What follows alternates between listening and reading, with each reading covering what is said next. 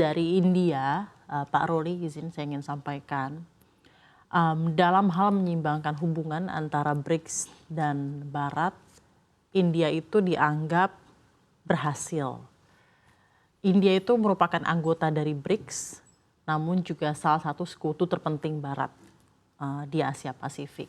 Nah, apa yang bisa kita ambil pelajarannya dari posisi India di saat ini? Apakah Indonesia akan mengambil langkah yang kurang lebih sama?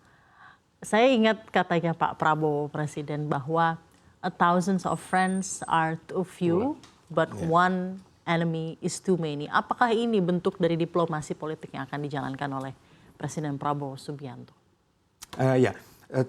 Betul sekali, pada berbagai kesempatan terpisah, termasuk pada saat inaugurasi, Bapak Presiden menekankan bahwa 1.000 kawan masih kurang, satu lawan itu terlalu banyak. Dan sebenarnya kan itu juga menunjukkan adalah salah satu dari derivasi, turunan langsung dari politik luar negeri bebas aktif.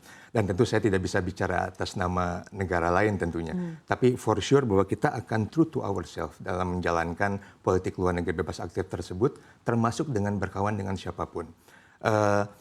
Memang tidak mudah untuk selalu bernavigasi, terutama ketika kita bernavigasi di antara pihak-pihak yang mungkin kepentingannya sedang berhadap-hadapan. Tapi untuk kita percaya bahwa secara logik, secara common sense, apabila seluruh negara itu dapat duduk bersama-sama, mencoba mencari kepentingan bersama yang dapat dipenuhi secara kolektif, harusnya kerjasama itu tidak bersifat eksklusif.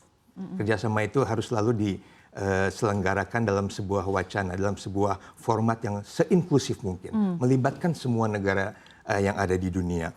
Apalagi kita dalam konteks politik, kita adalah salah satu pendiri gerakan non-blok. Saat ini sudah lebih dari sekitar 120 negara anggotanya, dibandingkan dengan let's just say negara anggota PBB itu kan 193 negara. Non-blok saja sudah 120 beserta observernya.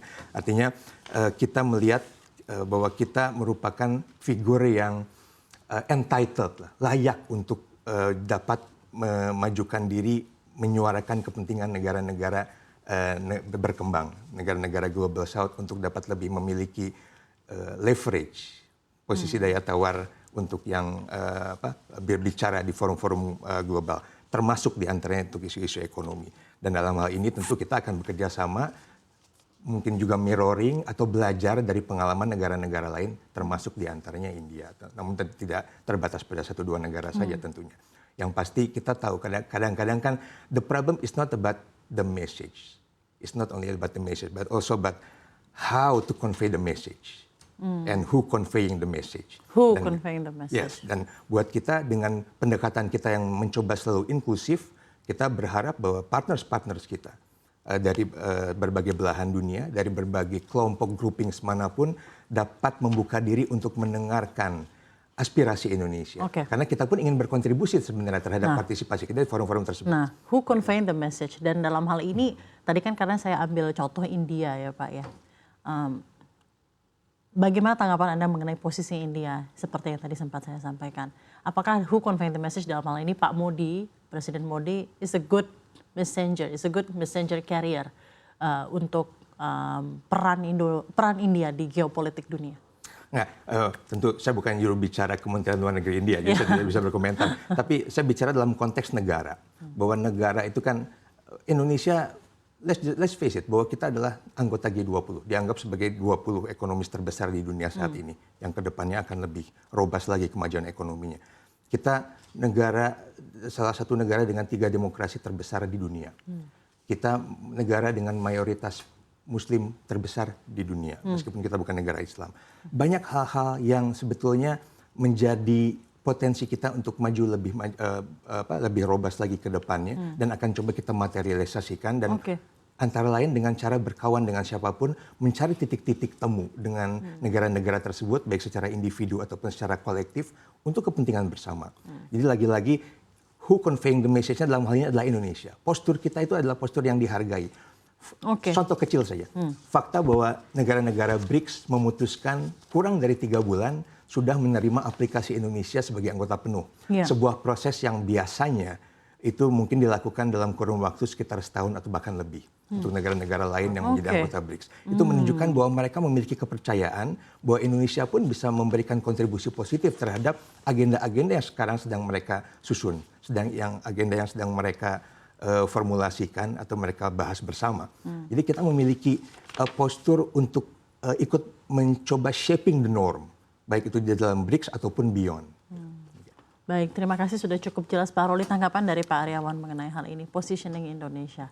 Iya, kalau dari posisi Indonesia kan, kalau dari data yang ada, China itu memiliki market yang cukup besar. Kalau dari data yang ada, dia investasi sekitar 5,78 miliar dolar AS.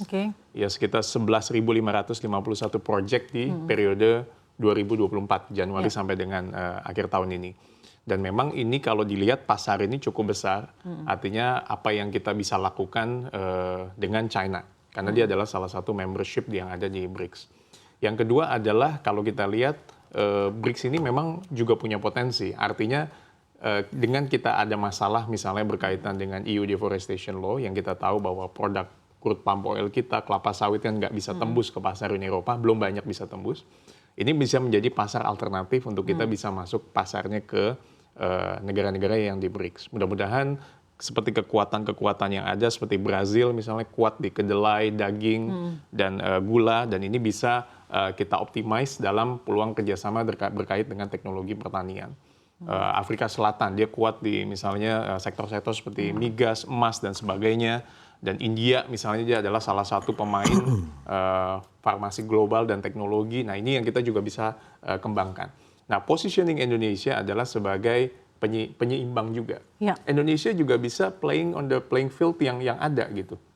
Bisa menjadi bridge builder yang ada. Artinya kita harus juga cantik bisa bermain dalam dua area ini. Tetap Indonesia menjalin hubungan yang baik dengan negara-negara BRICS karena kita sudah masuk ke sana. Tetapi Indonesia juga punya relation yang baik dengan negara-negara lain sesuai dengan politik luar negeri kita yang bebas aktif. Nah, dengan kondisi yang konstelasi yang ada, kita tentu tidak terjebak di dalam isu-isu seperti dedolarisasi atau pengenaan teks yang ada. Karena law-nya kan semua juga ada. Nggak mungkin misalnya dikenakan teks 100% negara-negara lain yang ada. Terjadinya trade war itu kan salah satunya ketika China dan Amerika Serikat melakukan perang tarif.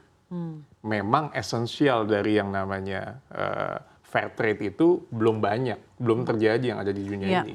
Ya free trade yang ada pun juga banyak menekan negara-negara yang terbelakang atau negara-negara yang berkembang. Untuk itulah Indonesia untuk upscaling level ke yang lebih tinggi, mau nggak mau kita mengambil peran ini. Menurut saya mengambil peran untuk menjadi full membership di BRICS adalah satu langkah yang tepat. Dan ini sudah bagian dari proses yang panjang yang kita lakukan sejak KTT di Johannesburg di Afrika Selatan waktu yang lalu. Jadi ini bukan keputusan yang baru saja diambil, tapi sudah merupakan rangkaian panjang dan bentuk-bentuk pertemuan yang sudah berlangsung sejak lama. Betul. Dan ini adalah momentum internasional yang pertama Pak Prabowo bisa lakukan. Dan ini momentum yang cukup baik.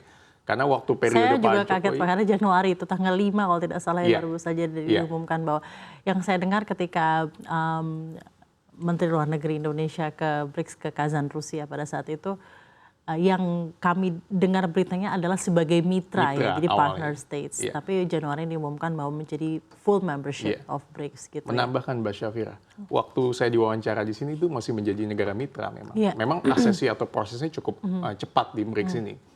Beda dengan yang OECD kan ada beberapa hambatan ya Pak ya. Kita masih aksesi ke negara-negara di OECD. Tapi mudah-mudahan dengan gebrakan-gebrakan yang ada, Indonesia bunyilah di pasar luar negeri. Kita tidak hanya menjadi follower saja, tapi kita menjadi pemain kunci ke depan. Pasti, ya hopefully.